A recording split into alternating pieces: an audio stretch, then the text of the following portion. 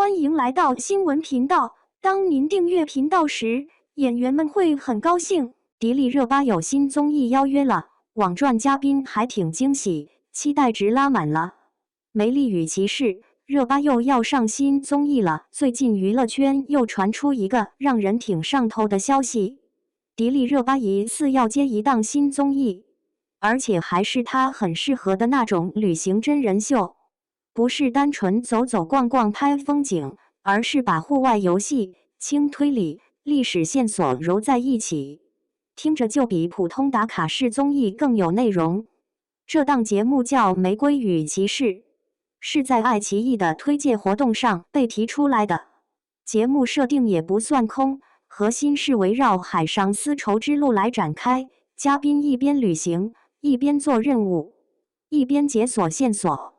说白了，就是把玩跟看点绑在一起，既有冒险感，也想让人顺手记住一点历史背景。这样的综艺现在不算少见，但能把旅行、推理和文化内容放在一块儿，还是比较容易勾起观众兴趣的。为什么大家一看到这个消息就开始期待？很简单，迪丽热巴本身就很吃这类节目。他这些年在综艺里的存在感一直不低，尤其是《奔跑吧》那类节目里，他给人的印象就很鲜明，人长得精致，性格却一点不端着，放得开，能接梗，也能跑能闹，很多时候还带点女汉子气质。外表和性格反差大，本来就是很容易出圈的点。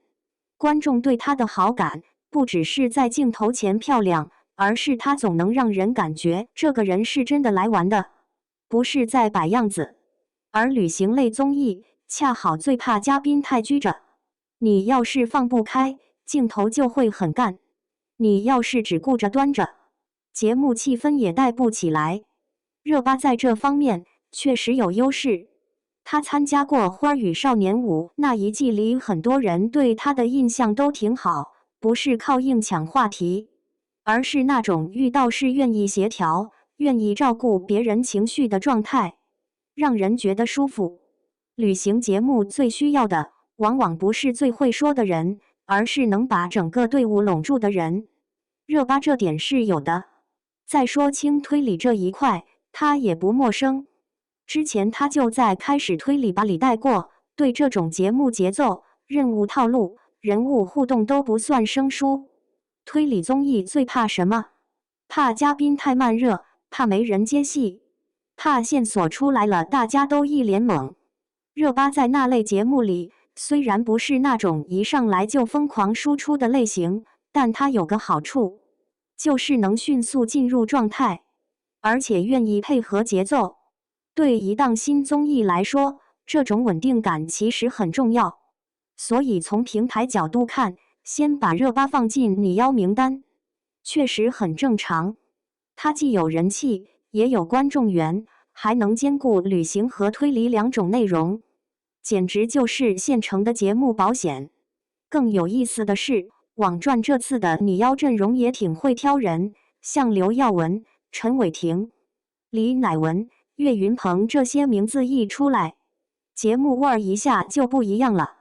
刘耀文这几年热度一直在，舞台能力不用多说，关键是他在一些综艺里给人的感觉不飘，遇事不躲，愿意上手干活，和队友之间也比较自然。像这种年轻嘉宾放到旅行节目里，往往能带来很多意外的互动，既有活力，也容易出新鲜梗。陈伟霆呢，本身就属于那种一旦进综艺就很放得开的类型。他参加过的节目不算海量，但在《五哈现在就出发》里的表现都挺出彩，既能玩，也能接住大家抛过来的球。这样的嘉宾很适合放在户外综艺里，因为他不会把气氛弄僵，反而能把节目往热闹里带。李乃文算是近几年综艺感被大家重新认识的很彻底的一个人，很多人对他的第一印象还是演员，是正剧脸，但他上了综艺之后，反差感特别强。明明是中年男人的外形，结果整个人非常会接梗，也愿意配合节目效果。甚至有点越看越好笑的意思。现在观众就吃这种反差，不靠夸张装疯卖傻，也能让人笑出来，这就很有本事。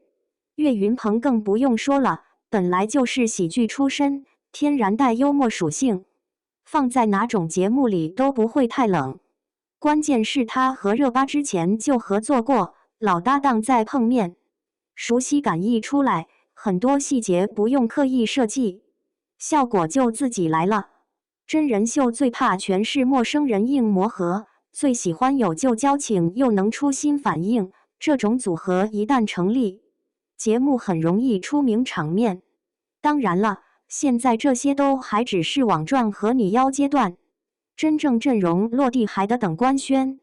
可话说回来，很多综艺在没播之前，大家最先在意的也不是规则，而是嘉宾。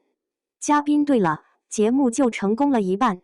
尤其像《玫瑰与骑士》这种本身就带故事线、带文化感的项目，更需要有人能把它撑起来，不然再好的设定也容易拍成流水账。